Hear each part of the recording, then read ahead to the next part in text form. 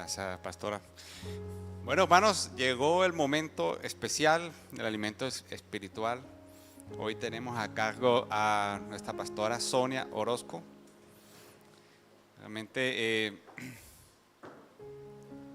pastora, vamos a orar por la pastora para que este servicio, esta palabra que nos trae hoy, pues llegue a todo nuestro corazón. Así que, hermanos, oremos. Querido Señor Jesús, te damos gracias hoy, Señor.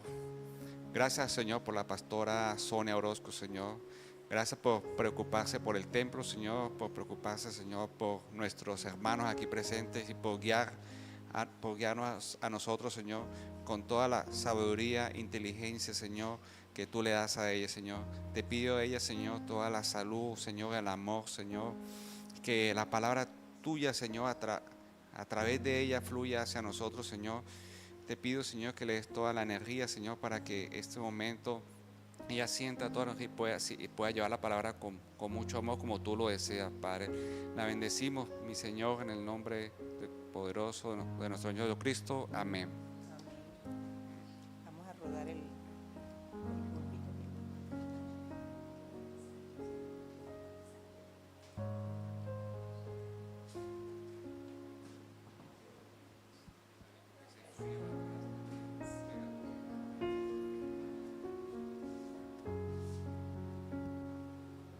Bueno, hermanos, ¿cómo están? Bien. ¿O bien? Y los hermanos que nos acompañan en la web, un saludo muy especial. Cuando lleguemos acá a Carmencita o a otra, el pastor Volmer, a los que les corresponda la oración de petición, recordemos que tenemos unos hermanos conectados que también piden oración. Eso no se nos olvide. Bueno, y allá en la web creo que están viendo los que están conectados un piso amarillo, ¿cierto? Allá se ve un piso amarillo, es que tenemos una tarima nueva. Para la gloria de Dios, bueno, y está como un poquito desajustada porque como estuvo en el evento del colegio, quedaron a acomodarla bien, pero el operario se enfermó. Entonces quedó un poquito así. Pero bueno, ya estuvimos en un momento de bendición, ¿cierto? Para este espacio que Dios nos ha concedido para una mejor comodidad y para vernos así como que más grandecitos. A los pequeños les conviene. Entonces hoy tenemos nuestro tema de la humildad y nuestro sumo sacerdote. ¿Quién es ese sumo sacerdote? Jesús es ese sumo sacerdote. Entonces la humildad y nuestro sumo sacerdote. Y Hebreos 7, 23 al 28 nos va a continuar en esa discusión sobre Jesús como sumo sacerdote. Vamos otra vez a darle gracias, a que el Señor nos dé de nuevo poder, que abra nuestros sentidos espirituales, que nos concentremos en el tema, que lo asimilemos y después aplicar lo que es la mejor parte.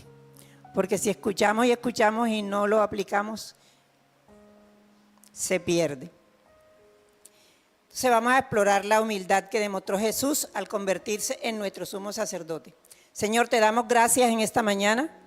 Gracias de nuevo, Padre, porque eres ese Dios eterno, ese Dios permanente, ese Dios amoroso, ese Dios que cada día tiene una palabra nueva y una misericordia nueva para nosotros. Hoy, Señor, estamos aquí de nuevo para alimentarnos con esa palabra que es viva y eficaz y más cortante que espada de dos filos. Y queremos que penetre en nuestro ser, como dice ella, con fuerza, que atraviese todos nuestros tuétanos, nuestros sentimientos, que discierna nuestros pensamientos y que nos taladre hondo, porque es la que nos cambia, es la que nos transforma y es la que nos acerca cada vez más a ti. Señor, nos identifica el sufrimiento y nos conecta con el Señor Jesús y contigo, Padre, y nos ofrece libertad en nuestra unión contigo. Así que ayúdanos, Señor. Gracias. Gracias, papá. En el nombre de Jesús. Amén y amén. Entonces, las diapositivas.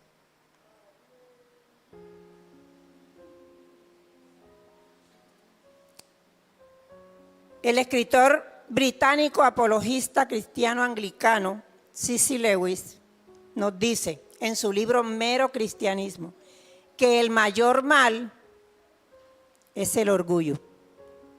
Escuchemos bien, que el mayor mal de la humanidad es el orgullo.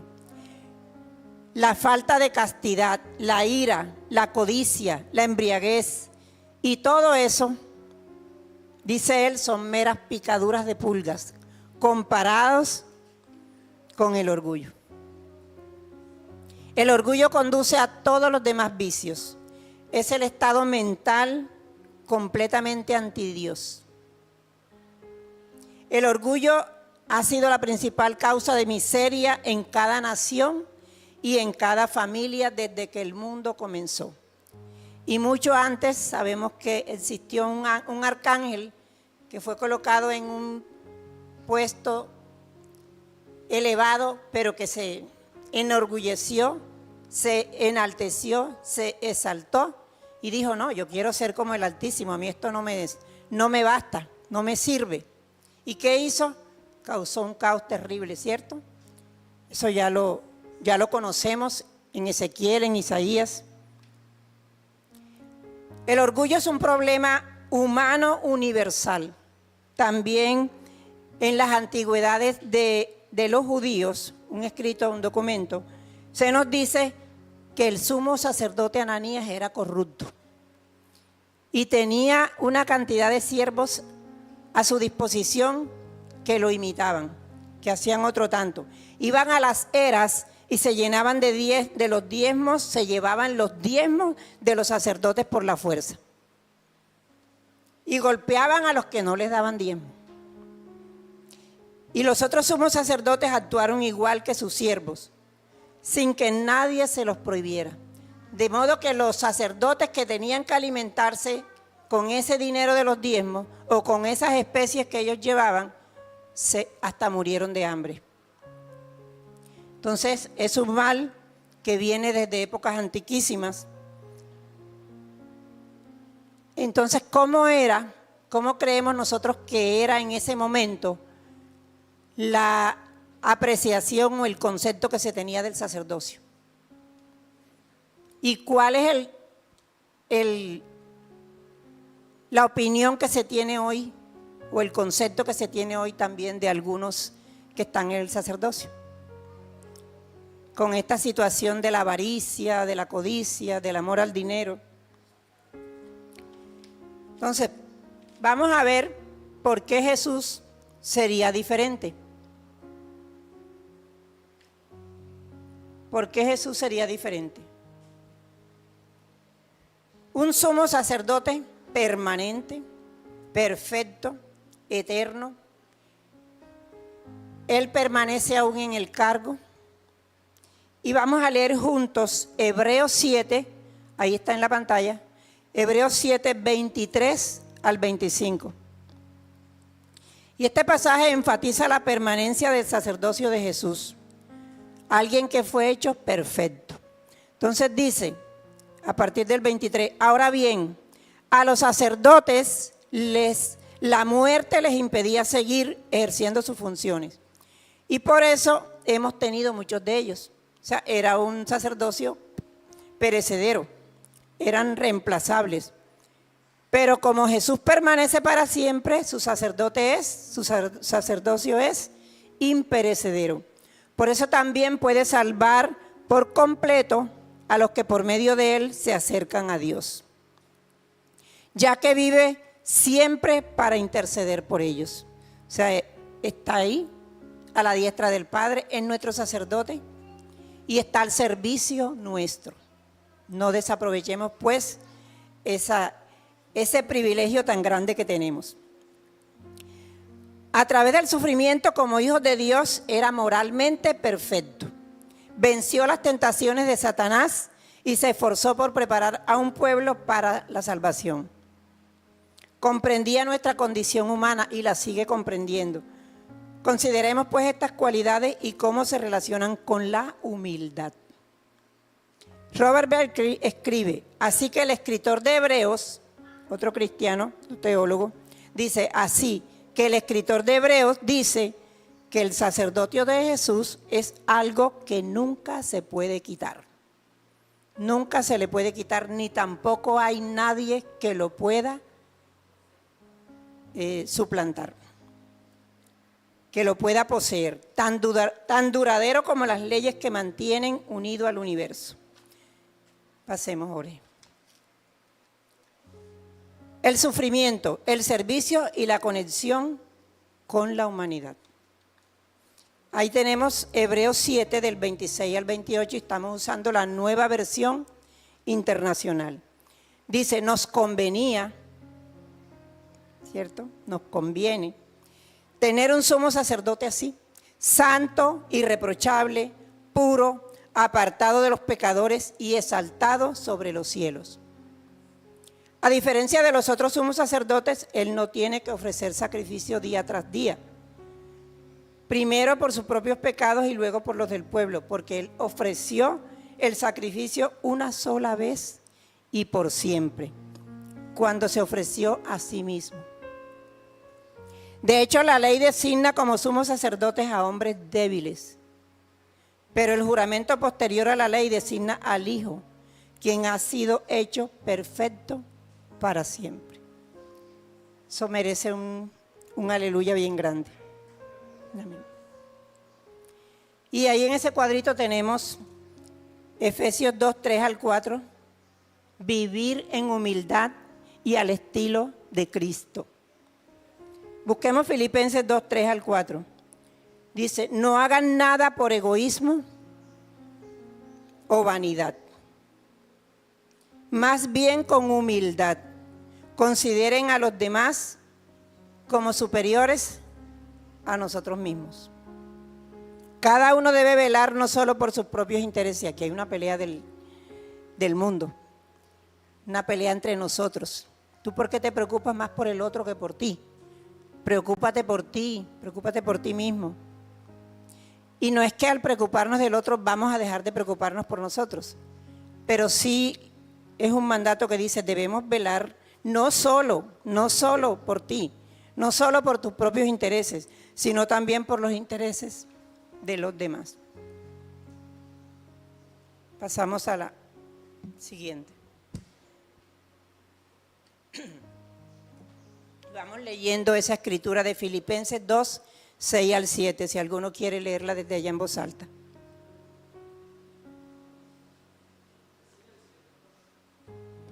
Sí, en la nueva versión internacional, o ahí la tenemos en el telón.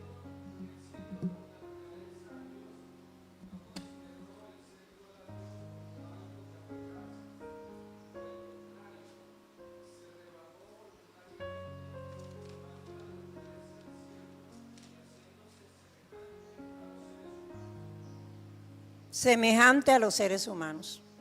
Es que ese es el gran misterio de que Dios se encarnó en un hombre común y corriente para darnos vida, para enseñarnos, para vivir entre nosotros.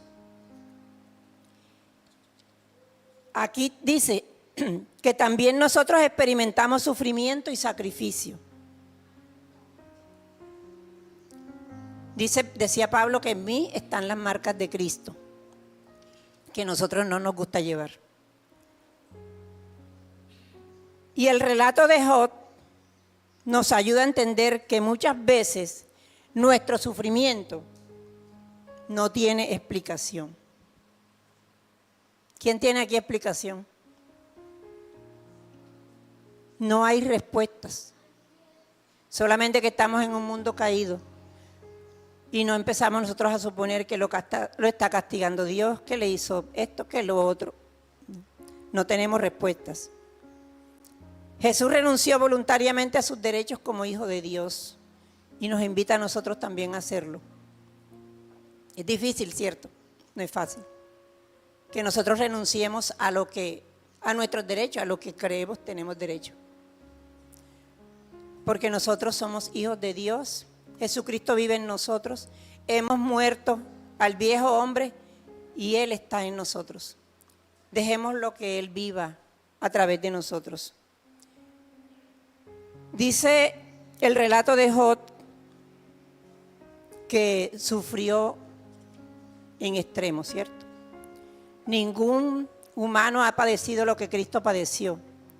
Pero uno de los ejemplos de padecimiento, además de los héroes de la fe en Hebreos, es Job en el Antiguo Testamento. Y Job llegó el momento en que dijo, ¿para qué saber por qué me vino esta desgracia? Porque tuvo una discusión, un diálogo con sus amigos, lo culpaban a él mismo también se reclamaba que había pasado porque él era justo, ante los ojos de Dios el hombre más justo de la comarca. Y resulta interesante que al final de su sufrimiento él dice, oh Señor, perdóname, porque de oídas te había oído hablar de ti, mas ahora mis ojos te ven. Ahora mis ojos te ven, te veo con mis propios ojos. En el sufrimiento debemos ver a Dios con nuestros propios ojos. Debemos ver a Jesús. Jesús sufrió a pesar de su naturaleza sin pecado. Nosotros, ¿de qué nos quejamos? Si otra vez ninguno ha padecido los vejámenes que padeció Jesús. Y en nada llegamos a igualar a Jesús en su sufrimiento, en nada. En nada nos será útil saber por qué sucedió la desgracia, por qué sucedió la calamidad, por qué se murió prematuramente. En cambio, Job descansa en saber que Dios lo ve y siempre lo ha visto. Job descansa en la libertad de la unidad con Dios. Jorge. Entonces, el desarrollo de la humildad lleva toda una vida. Yo siempre les digo, hermanos, que le lloro humildad a Dios, pero no lo hice en un momento, no lo hago siempre. En el caso mío, que necesito mostrar esa humildad, todos necesitamos mostrarla, pero dar ese testimonio porque manejo personal. Es una constante que el Señor nos haga humilde, porque siempre el orgullo está ahí y Satanás nos está tentando siempre con el orgullo. Entonces, que cada uno de nosotros le pida a Dios ser humilde en su familia, ser humilde en el grupo que maneja, ser humilde en el frente que tiene y ser humilde en todo momento y en todo lugar, porque el orgullo siempre está ahí bombardeándonos. Siempre está el enemigo lanzando esos dardos de prepotencia, de vanidad, de egoísmo, de gloria para nosotros. Jesús disfruta de la libertad de la unión con Dios, pero algo interesante es que nos las extiende a nosotros. Dice, yo no solo quiero ser, o yo no solo soy uno con mi Padre, yo quiero que ustedes también sean uno con Él, que sean uno con nosotros. Pero eso tiene un costo, ¿cierto? Vamos a ver hoy ese costo. Tiene un costo bien grande. ¿Cuál es ese costo? Dejar nuestro orgullo. Dejar nuestro orgullo, deponerlo. Ser sencillos y humildes, como dijo el Set, como yo, imitadores de mí, manso y humilde de corazón. Esa es nuestra necesidad de tener la razón. Usted no pelea porque usted tiene la razón. Todos peleamos porque yo tengo la razón. Es como digo yo. Todos peleamos por eso. Porque no nos detenemos a ver las razones del otro. Siempre hay dos versiones que escuchar, que sopesar. Nosotros no tenemos la última palabra. El único que la tiene, ¿quién es? Dios, Dios. Ser especiales y de recibir un trato especial. Sí, la mejor silla, el mejor puesto en la mesa. Que me digan que estoy bonita, mi ropa, lo que luzco, cómo luzco. Siempre un deseo de ser especial. Mi profesión, lo que he hecho, en fin, eso es el orgullo que nos persigue. ser autocríticos y egocéntricos. Es que yo soy una persona crítica. Es que yo tengo un ojo crítico. Es que me gustan las cosas así, el perfeccionismo.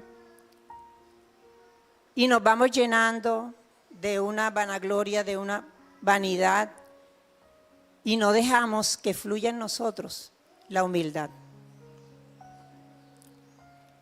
Permitir que Dios sea nuestro Señor no es algo que podemos hacer fácilmente. Sería mentirnos. Cuesta. Lo que siempre les digo y lo que nos enseña la palabra es: deje que Jesús lo haga en usted. Pero aprendamos a dejar que Él lo haga. Oración constante, sumisión a Él, rendición a Él, obediencia a su palabra, obediencia a los consejos de los padres, de las autoridades, de los mayores. Incluso obediencia a tu par, al de tu misma edad que te dice algo. Desde niño, miren ese niño ahí, desde niños somos así, ¿cierto? Desde pequeñitos. Y es que nacemos así. Llega un momento en que luego de que Dios forma ese ser allí, en el vientre de la madre, desde allí se impregna. Llega, desde la cuna usted lo ve, la rebeldía, cómo pide las cosas con la fuerza del llanto, con la manipulación. Es siempre un proceso, hermanos. Siempre es un proceso. Jesús lo hizo todo, Jesús me limpió. Yo no tengo que hacer nada porque ya Jesús lo hizo todo. Hermanos, la obra continúa. Dice que Él continúa en nosotros la obra hasta perfeccionarla. ¿Sí o no? Ahí está clarito. Si él ya nos limpió y nos dejó listos, ya estamos listos, entonces ya no más nada. No tengo que hacer nada. Sí tenemos que hacer. Que lo que yo voy a hacer después no es lo que me va a dar la salvación, ¿de acuerdo? Porque ya la gracia se dio en la cruz. Pero sí tenemos que hacer. Es siempre un proceso, un movimiento hacia la unión que siempre se sentirá como una pérdida de la propia importancia y de la autonomía. No dejamos de ser libres, al contrario, somos libres, pero una libertad en Cristo Jesús.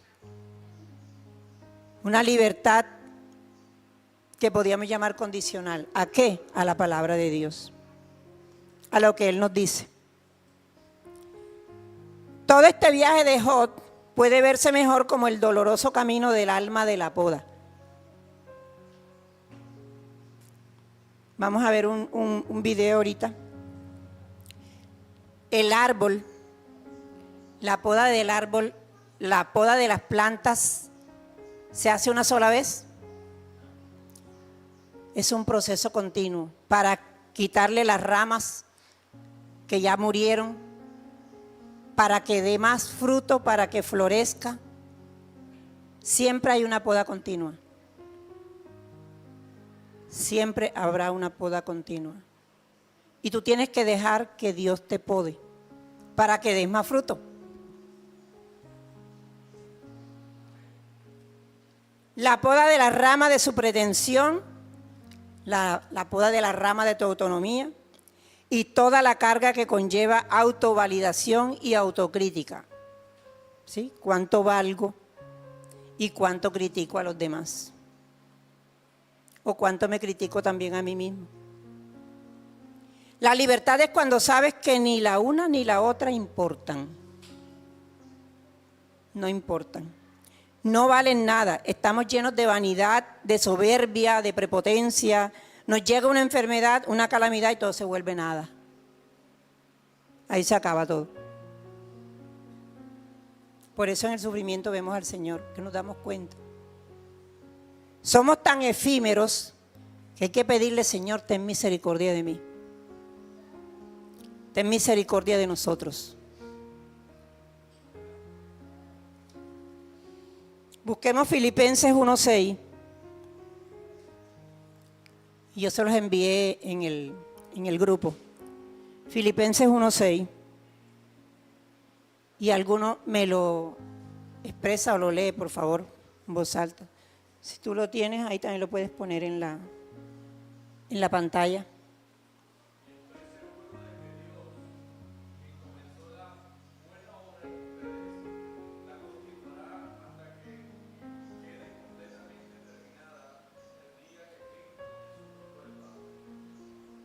Eso hay que tenerlo presente. Estando persuadido esto, que el que comenzó en ustedes la buena obra, la perfeccionará hasta el día de Jesucristo. Si no hay poda, no se va a perfeccionar. Si no acepto la poda, porque no, ya Jesús me podó una vez, en la cruz ya podó todo. Continúa la obra del Señor. Seguimos en el proceso hasta el día de la muerte. Y Juan 15:2, ¿qué dice Juan 15:2? Y entonces si colocas el video. Juan 15:2, téngalo ahí a la mano.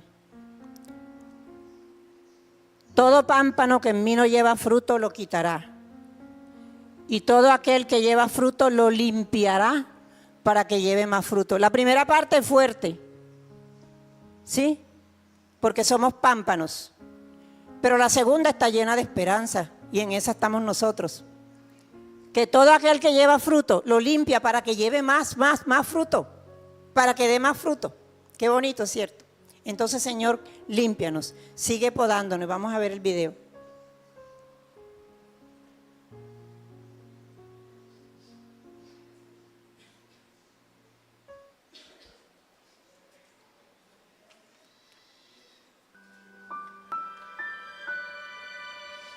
Avánzalo un poquito. Hoy me gustaría que reflexionemos en lo que dice la palabra de Dios. Son palabras de Jesús registradas en el Evangelio según San Juan, el capítulo 15, el versículo 2. Dice así: todo pámpano que en mí no lleva fruto, lo quitará.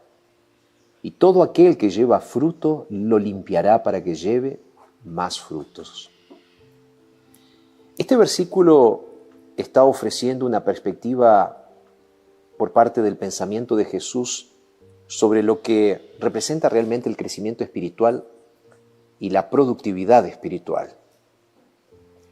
Aquí Jesús explica dos acciones fundamentales que el Padre realiza como aquel que está cuidando la viña. Jesús usa esta figura, ¿no? Y el Padre es el viñador. Dice que primero quita todo pámpano que no produce fruto. Hay una poda. Y este acto es un recordatorio de que nuestra conexión con Cristo debe resultar en una vida que lleve frutos, que refleje su carácter y que refleje sus enseñanzas también. Si no llevamos frutos, podemos ser cortados.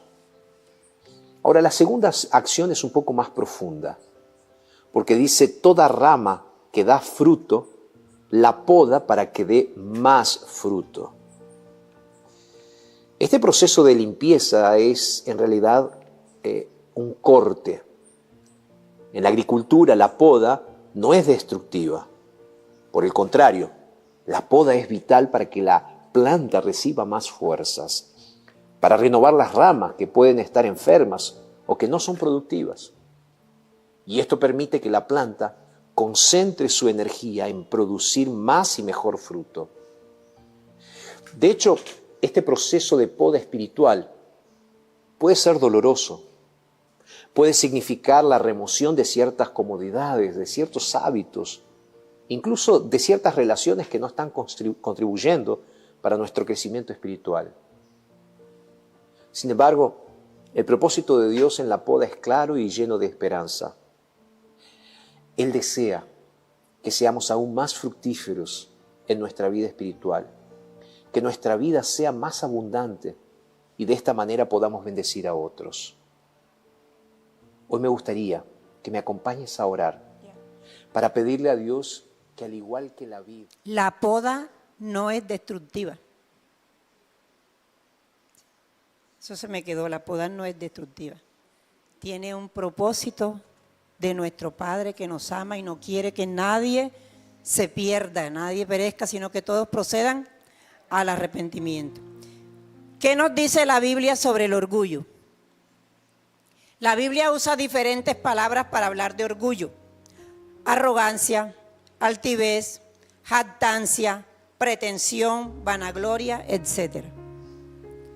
Entonces vamos a ver relación entre orgullo, arrogancia y altivez. Y mire que todas se parecen. Orgulloso puede sugerir una supuesta superioridad o altivez. Altivo, vanaglorioso, sugiere una conciencia de nacimiento o posición superior. Yo soy del apellido tal, la cuna tal, el abolengo tal. Usted sabe quién soy yo, ¿no? Arrogante, pretencioso, es reclamar para sí mismo una consideración o importancia mayor de la que se tiene. La importancia no la dan los demás. Los aplausos no son para el que habla de sí mismo, sino para la persona que otros hablan bien de ella. Y en el Proverbios 13, 10, la parte A dice: la soberbia trae contienda. Y por esa soberbia, ese orgullo, estamos en guerra y hay tantos problemas y divisiones en las familias, en los vecindarios, en los lugares de trabajo, entre las naciones. El altivo de corazón provoca contiendas, Proverbios 28, 25. Y todas apuntan a un corazón que se rebela, que quiere la honra para sí mismo y no para Dios. Proverbios 15, 10 dice: para el descarriado, disciplina severa.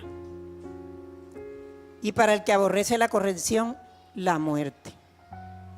El orgullo nos puede llevar a la ruina, afectar nuestra salud y conducirnos hasta la muerte. Entonces tengamos cuidado. Jorge. Si yo no vi si era primera o segunda. De Pedro 5:5. Ayúdenme ahí a ver si es primera o es segunda de Pedro. 5:5. Dice: igualmente jóvenes, estad sujetos a los mayores. Primera de Pedro 5:5.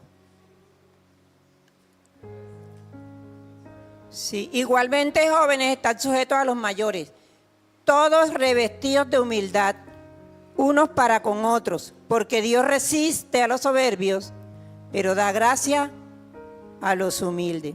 El corazón orgulloso no quiere someterse, no quiere rendirse ante nada ni ante nadie. Yo soy así. Si no te gusta, ni modo. El orgullo es el pecado más antiguo y un pecado que Dios detesta. Ya mencionamos lo que hizo Lucero, hoy Lucifer. El orgulloso no acepta mansamente los consejos. Es más, te piden un consejo y luego de que tú se los das, hacen lo contrario. Porque esperaban es que el consejo fuera acomodado a lo que la persona quiere. Por eso también es difícil tarea la de los consejeros. Se pone a la defensiva, el orgulloso se pone a la defensiva para justificar sus debilidades y sus faltas. Y pueden verlo en su casa en Mateo 3:9 y en Juan 6:30 al 59. El orgulloso depende del mundo para que le diga si vale algo o no. Pero nosotros, ¿qué valemos? La sangre derramada de Cristo. Ese es nuestro valor. El orgullo engendra mentiras, envidias, celos, deseo de ser o tener más. Y así sedujo Satanás a Eva, a Adán y a Eva. Sus frutos incluyen vergüenza, degradación y castigo. Pero hermanos, no culpemos a Dios. Nosotros mismos atraemos sobre nosotros desgracias y la vida misma se encarga de cobrarnos factura. Muchos hacemos cosas, no buscamos una asesoría, no buscamos un consejo, no miramos la palabra, no oramos, no ponemos las cosas delante de Dios, sino que ¡pum!, el impulso nos lleva a proceder y nos metimos en la grande. Hay un orgullo espiritual o saludable. Ojo con esto. Hay un orgullo espiritual o saludable. Se caracteriza por una confianza en uno mismo que impulsa el crecimiento personal y profesional. Pero vamos a buscar 2 de Corintios 12 del 1 al 10. Puedes colocarla en la pantalla, Yor. 2 de Corintios 12 del 1 al 10, podemos leerlo. Dice, si alguien quiere sentirse orgulloso de algo, no se sienta orgulloso de creer en el Señor. Bueno, vamos a leerla en la pantalla. 12, el 1 al 10. Ciertamente no me conviene gloriarme, pero vendré a las visiones y a las revelaciones del Señor, está diciendo Pablo. Conozco a un hombre en Cristo que hace 14 años, si en el cuerpo, no lo sé. Si fuera del cuerpo, no lo sé. Dios lo sabe. Fue arrebatado hasta el tercer cielo. Y conozco a tal hombre, si en el cuerpo o fuera del cuerpo, no lo sé. Dios lo sabe. Que fue arrebatado al paraíso donde oyó palabras inefables que no les he dado al hombre expresar. Sabemos que era Pablo, pero miren cómo lo dice él. De tal hombre me gloriaré, pero de mí mismo en nada me gloriaré, sino en mis debilidades. Sin embargo, si quisiera gloriarme, no sería insensato, porque diría la verdad. Pero lo dejo para que nadie piense de mí más de lo que en mí ve u oye de mí. Y para que la grandeza de las revelaciones no me exaltase desmedidamente, me fue dado un aguijón en mi carne. Una pullita ahí, un problema, una situación para que un mensajero de Satanás, imagínense, que me abofetee para que no me enaltezca sobremanera. Respecto a lo cual 3 veces he rogado al Señor que quite de mí ese aguijón. Y me ha dicho, bástate mi gracia, porque mi poder se perfecciona en la debilidad. Por tanto, de buena gana me gloriaré más bien en mis debilidades, para que repose sobre mí el poder de Cristo. Por el cual, por amor a Cristo, me gozo en las debilidades, en afrentas, en necesidades, en persecuciones, en angustias, porque cuando soy débil, entonces soy fuerte. Diga el débil, fuerte soy. Ese es el texto clave donde pudo tener él un orgullo espiritual, pero miren lo que nos aconseja. Porque no es que yo soy más espiritual, yo oro, yo vengo todos los días al templo, yo no falto a nada, yo esto, yo lo otro, como el publicano, pero no. O como el publicano fue el que subió ante el trono de Dios justificado, el otro que se enaltecía. Y también dice, si alguien quiere sentirse orgulloso de algo, que se sienta orgulloso de conocer a Dios. Nada más. De creer en Él y de conocerlo. La persona que merece aplauso es la persona de la que se habla bien, de la que otros hablan bien.